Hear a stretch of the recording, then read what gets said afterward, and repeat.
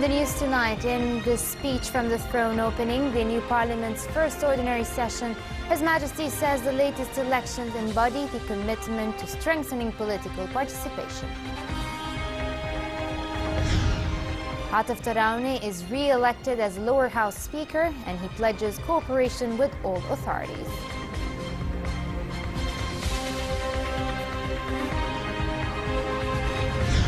And Iraqi Kurdish Peshmerga forces storm a Daesh-held town in the battle for Mosul.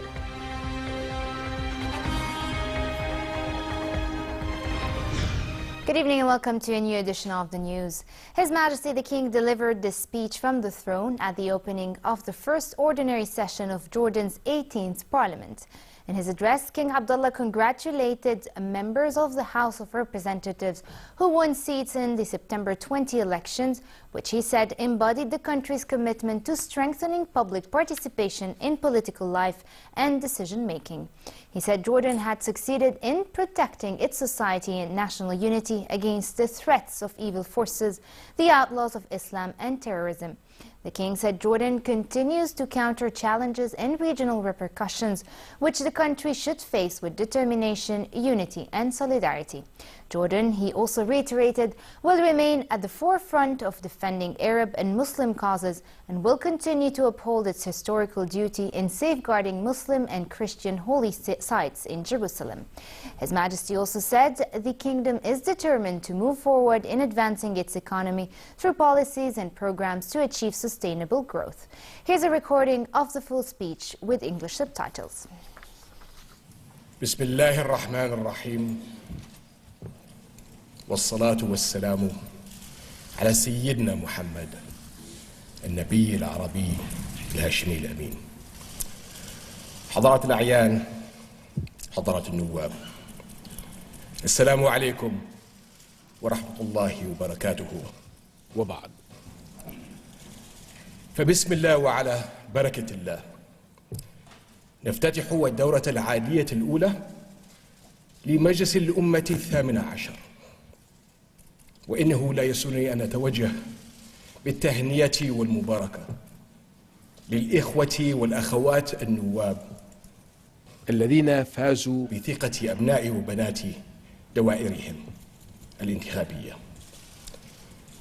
ليكونوا ممثلين لهم في مجلس الأمة، ومن خلال انتخابات تجسد التزامنا بتفعيل المشاركة الشعبية في الحياة السياسية وصنع القرار وترسيخ مسيرتنا الديمقراطية التي نعتز بها ونحرص على حمايتها وتعزيزها.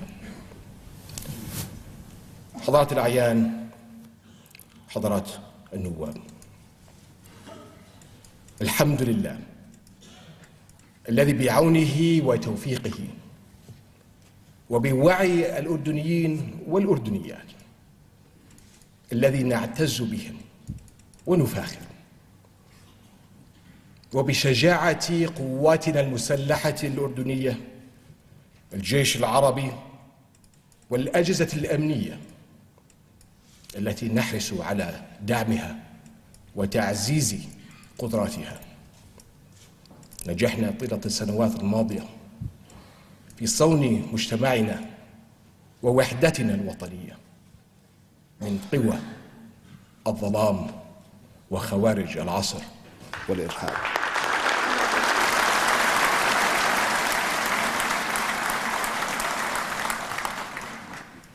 غير أن التحديات والتداعيات لا تزال ماثلة أمامنا، وعلينا جميعا مسؤولية مواجهتها بمنتهى العزم بالإرادة والتصميم، بوحدة صفنا وتضامن أسرتنا الواحدة. ولن نسمح بالمساس بحقوق أو كرامة أي مواطن في أردننا العزيز.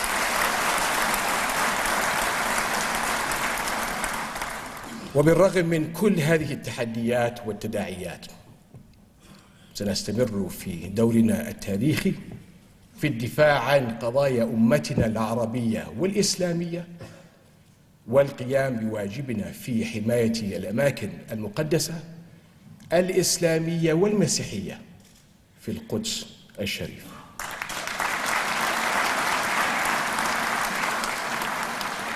ونحن عازمون على المضي قدما في رفع سوية اقتصادنا من خلال سياسات اقتصادية وبرامج تهدف إلى تحقيق النمو المستدام، وبما يخدم مصالحنا أولا وآخرا، وترسيخ المشاركة من خلال قانون اللامركزية ووضع الخطط الضرورية لتطوير القضاء وتعزيز سيادة القانون، بالإضافة إلى العمل على تطوير مواردنا البشرية لتواكب متطلبات العصر وتمكن شبابنا من تحقيق طموحاتهم.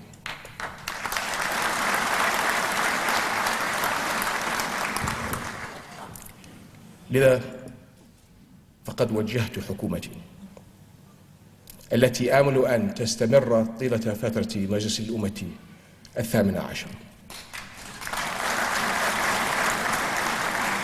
وطالما تحظى بثقة مجلس النواب الموقر، أن تحرص على توخي الموضوعية والواقعية في بيانها الوزاري الذي ستقدمه إلى مجلس النواب لنيل الثقة على أساسه، واضعة في قمة أولوياتها التعاون مع مجلسكم الكريم بروح المسؤولية والتشاركية والتكاملية.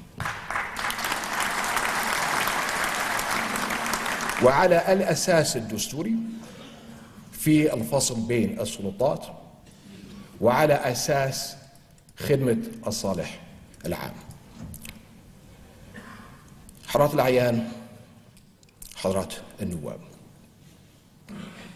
نحن مستمرون في الإصلاح الشامل الذي يستجيب للمتغيرات والمستجدات وضرورة التحديث والتطوير لنؤسس لمستقبل زاهر لأبناء هذا الوطن. وكل ثقة بأن مجلسكم الأمة والحكومة سيتعاونان على استكمال التشريعات الضرورية وتعديل القائم منها بما يتناسب مع الأهداف المرجوة دون تأخير.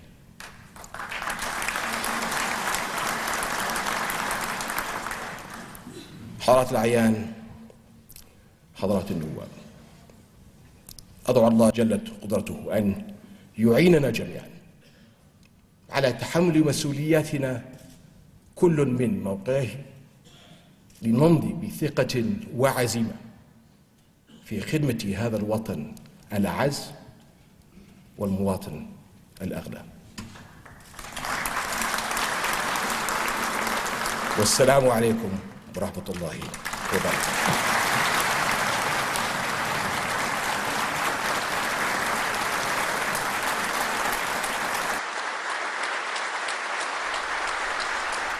Senate President Faisal El-Fayez said the speech from the throne will be the guide for the upper house to carry out its constitutional duties.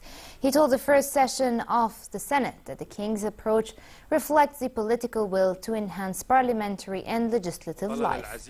He pledged the Senate will continue cooperation and coordination with the lower house and the government to enhance the principle of true partnership and serve the higher national interest.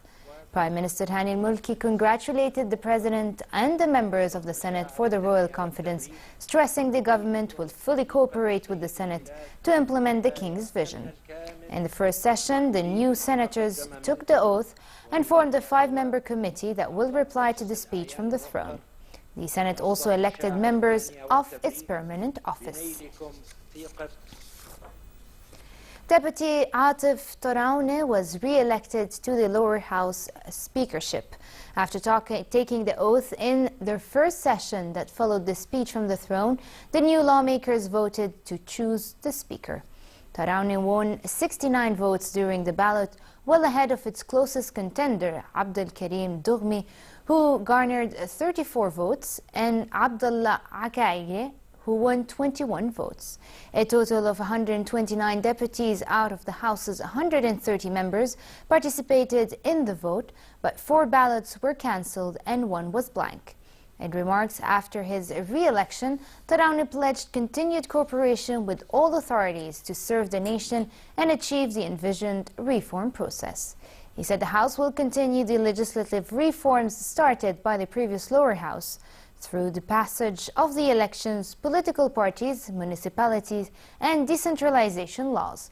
The Speaker said revisiting economic legislation in cooperation with the various sectors will enhance comprehensive reforms. Prime Minister Hani al-Mulki congratulated Toraune, pledging continued cooperation and partnership with the legislative authority. Mulki said his government will present its policy statement to the House by the date set by the legislature. Chairman of the Joint Chief of Staff, Major General Mahmoud Frihat, met with U.S. Special Presidential Envoy for the Global Coalition to counter Daesh, Brett McGurk. They discussed the latest regional and international developments, Jordanian-U.S. ties, and ways to further boost cooperation in military and other fields. Iraqi Kurdish Peshmerga forces stormed a Daesh-held town northeast of Mosul. Iraqi troops also waged a fierce urban war with the militant in the eastern neighborhoods of the city. As the campaign against Daesh entered its 4th week, 2,000 Peshmerga forces entered the town of Bashika on foot and in armored vehicle or Humvees. More in this report. Kurdish Peshmerga forces entering Bashika, trying to find and kill some 100 Islamic State militants. The town lies 10 miles from the Islamic State stronghold of Mosul, as the battle for control of the city enters its 4th week. The Peshmerga in Bashika are 2,000 strong. U.S. soldiers have accompanied them through the town's destroyed streets, but there's much more fighting still ahead. As the Peshmerga column moved in, a loud explosion rocked the convoy. A Peshmerga officer said 2 suicide car bombs tried to slow their advance. Meanwhile, to the south of Mosul, Iraqi soldiers have uncovered a prison that was used by IS in the recaptured village of Hammam al-Alil. Residents say anyone who rose up against the militants were kept here. The battle for Mosul is part of a twin offensive against Islamic State that also includes control for Raqqa in neighboring Syria. U.S.-backed Syria Democratic Forces launched an offensive against Daesh, targeting the terror group's base in the city of Raqqa. An alliance of U.S.-backed Kurdish and Arab groups launched the campaign for Raqqa with an assault on territory about 50 kilometers to the north. The battle for Raqqa will be as challenging as the one for Mosul, with both cities carrying huge strategic and symbolic values to the militants. The Raqqa campaign is not coordinated with President Bashar al-Assad or the Syrian army. Israel formally rejected France's invitation to take part in a Middle East peace conference in Paris later this year. Israel called the proposed conference a distraction from the goal of direct negotiations with the Palestinians. At a meeting in West Jerusalem with Israel's acting national security advisor, French envoy Pierre Vimont was informed that Israel wanted nothing to do with the effort to revive peace talks.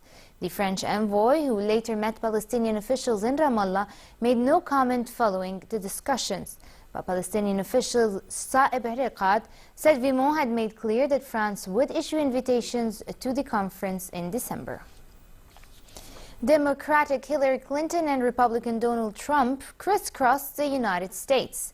They are in a race to sway undecided voters and get their support to vote in a tight presidential contest that opinion polls show narrowly favoring Clinton. The Clinton campaign was boosted by yesterday's unexpected announcement by FBI Director James Comey that the agency stood by its July decision and not to press any criminal charges in an investigation of Clinton's email practices. The latest opinion polls showed former Secretary of State Clinton ahead. Financial markets brightened in reaction to the latest twist in what has been a rollercoaster presidential campaign. Opinion polls show a close race, but tilting towards Clinton. Clinton promised to work her heart out as president in her final campaign advertisement to air on eve of Election Day. Tomorrow, you get to pick our next president. So here are a few things that I hope you'll think about. First, it's not just my name and my opponent's name on the ballot. It's the kind of country we want for our children and grandchildren. Is America dark and divisive, or hopeful and inclusive? Our core values are being tested in this election. But everywhere I go, people are refusing to be defined by fear and division.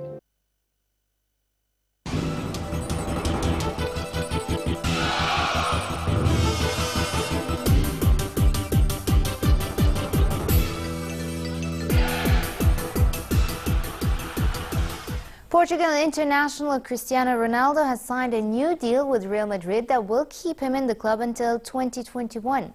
Ronaldo said in a news conference at the Santiago Bernabéu Stadium that he didn't expect this to be the last contract with Los Blancos. Joined by Real Madrid president Florentino Perez, officials of the club, family and friends, Real's all-time top scorer with 371 goals in 360 games, said he was experiencing the best moment of his life, although he admitted that he had had bad moments. Ronaldo said last year had been a dream come true. And finally, relatively cold tonight in most regions with southeasterly light winds. Tomorrow it will be mild across many regions and also moderate in the Jordan Valley and the Dead Sea.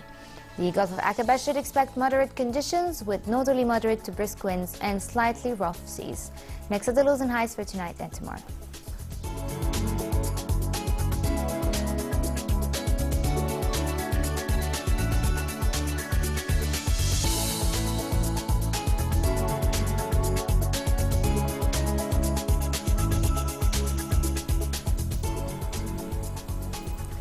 And to the news, here's a recap of our top stories. In the speech from the throne opening the new Parliament's first ordinary session, His Majesty says the latest elections embody the commitment to strengthening political participation.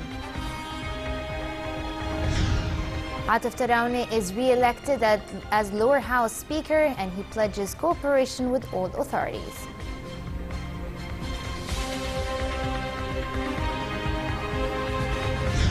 And Iraqi Kurdish Peshmerga forces storm a Daesh-held town in the battle for Mosul.